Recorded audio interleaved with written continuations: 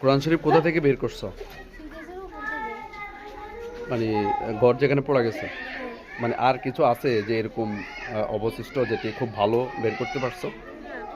শুধু কোরআন শরীফ? আচ্ছা আচ্ছা, একটু পড়া যায় নাই, একটু দেখাও তো।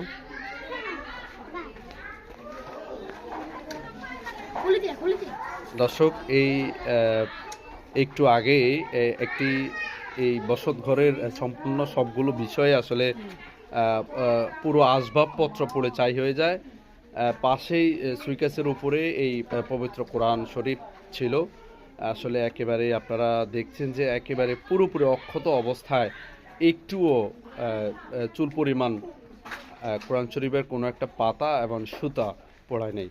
এই বিষয়টি আসলে নজিরবিহীন এবং আল্লাহ তাআলারই সৃষ্টির যে পবিত্র কোরআনকে তিনি এইভাবেই অক্ষত রেখেছেন। সুবহানাল্লাহ।